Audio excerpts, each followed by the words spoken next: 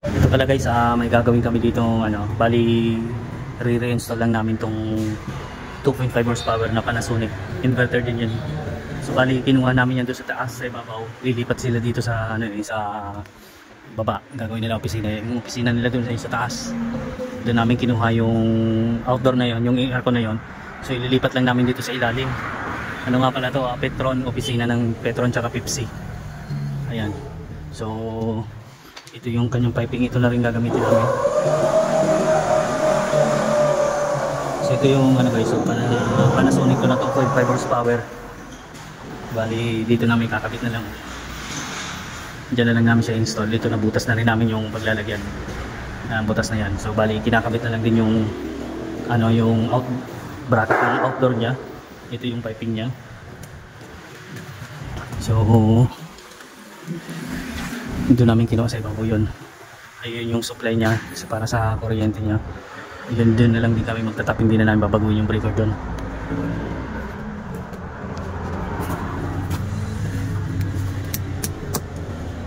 Ayan guys, barinahin lang muna namin yung paglalagay ng bracket para sa top ng bracket niya.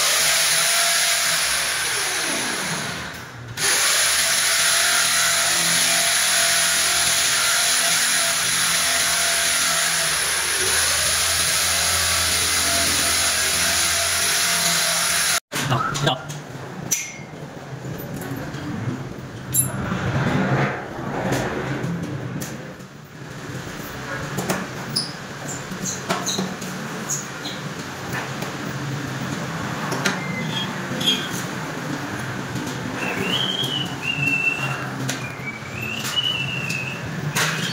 Lagyan muna kita, ispan muna kita. Nalagyan kita.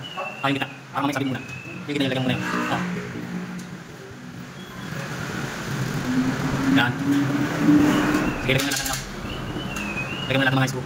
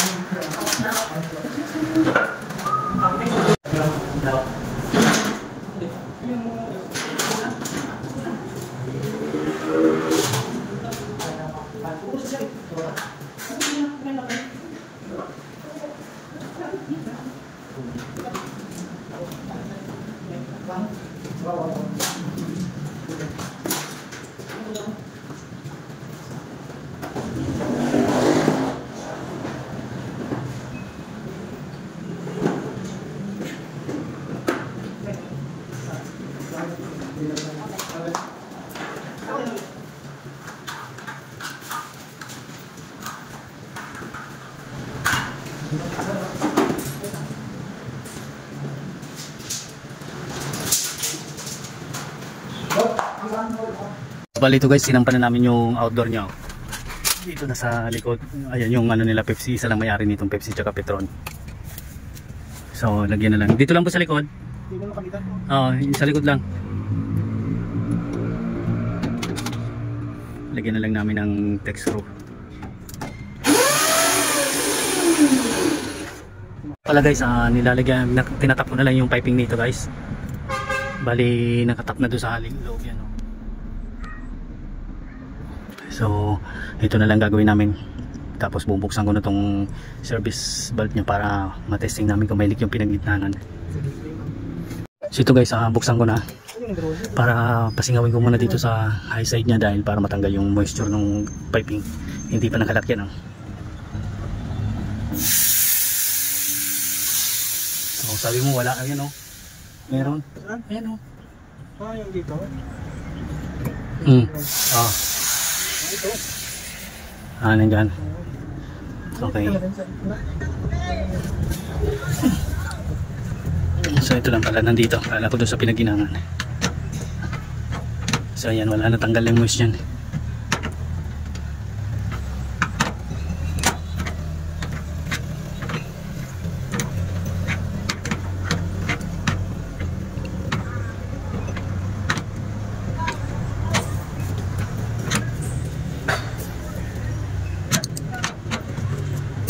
ano to, naka-ano mo nga dito po sa piping niya. I-tapean mo tong mga piping kasama tong ano para ma-estimate natin tong wire. Ito yung electrical tape oh.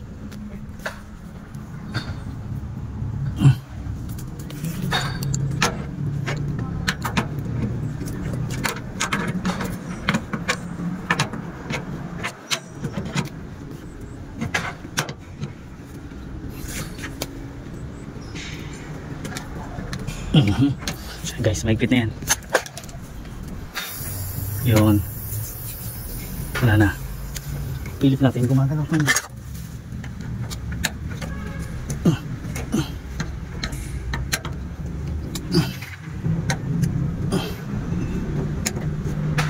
Yan.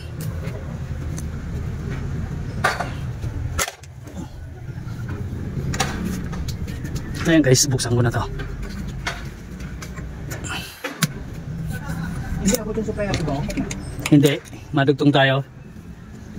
Ito siguro Ha? Yan lang. Wala pa rin.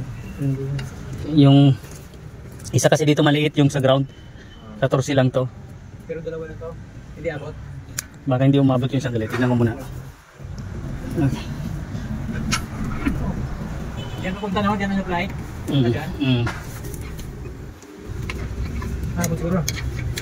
Yan sa oh. Ito guys, nilalagay ko na lang yung wirings niya. Ito yung supply niya.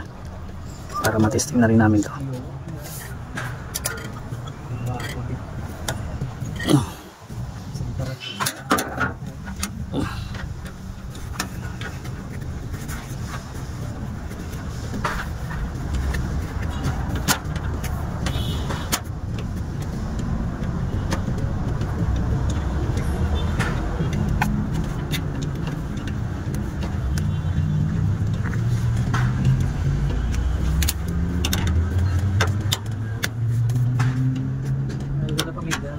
Kagapod lang. Isa to, ano dito? Sa pamilya, nasa atin dito sa kapita. Yung malaki ba? Ito no? Ha? Paglangablangin na naman dito. Hindi. So may Victorian sa kayo. Dito lang? Dito lang oh? Doon sa highway din dyan. Saan? Di ba? Kinuha natin ang ano. Yung inano na ito guys, nakauna yung breaker niyan. I-start na lang yung ano nyo, indoor.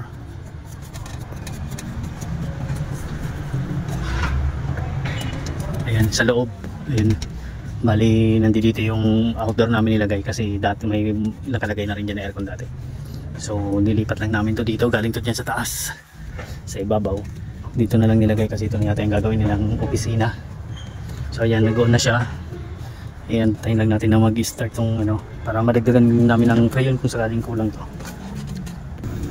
So, ayan guys, gumagana na yung outdoor niya. Ayan, kaka-start niya pa lang. So ayan, tignan natin yung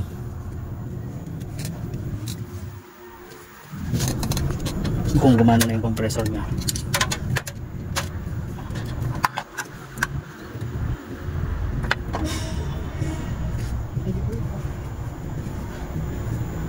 So ayan, nag-start pa lang yung compressor guys.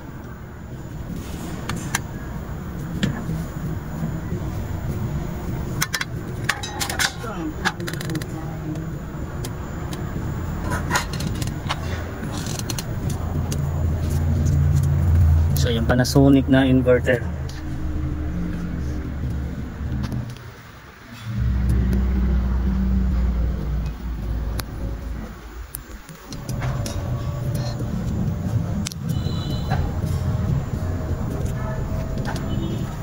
Layuan mo po yung ano, huwag mong masyado dikit di naabot. Yung pangbalot natin, maubos yan. Layuan mo yung distansya.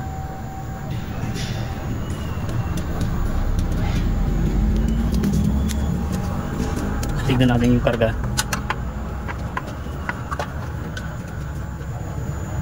So yan guys, 125 na lang.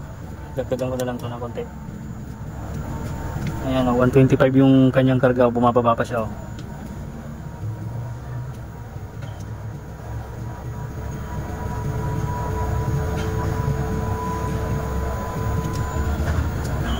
So bali to guys, okay na yung kanyang karga. Ayan 150. yung running pressure niya okay na yan. So yan. So ngayon yung kanyang buga. So i-check ko na lang yung loob guys. So bali ito na guys yung kanyang indoor. Ayan.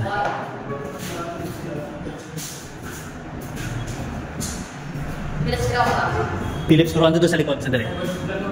So ayan, okay na yan guys. So ayan guys, okay na yan. Bali sweating na yung ano niya. Bali yan yung running pressure niya guys. So 140. So ayan, 10 bars. Okay na yan. Saktong-sakto yung pressure niyan.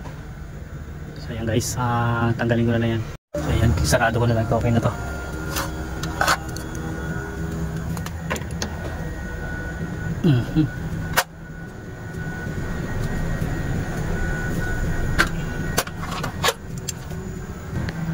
So ito na lang lalagay ko guys. Ayan.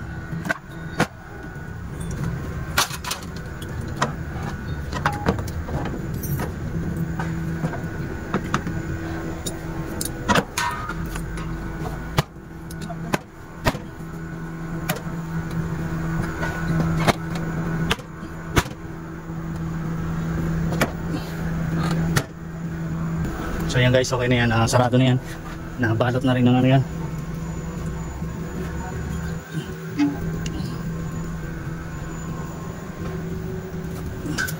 So ito na yung ano.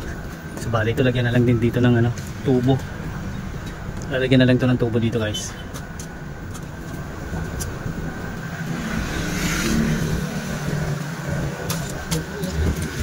So ito lagyan na lang namin ito ng PVC na tubo. Pababa. So kahit uli na yan, maano na yan.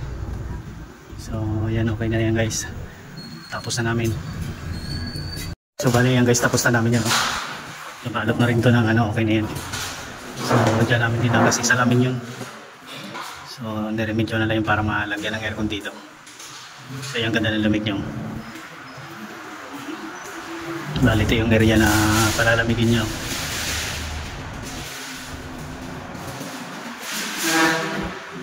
So guys, okay na yan.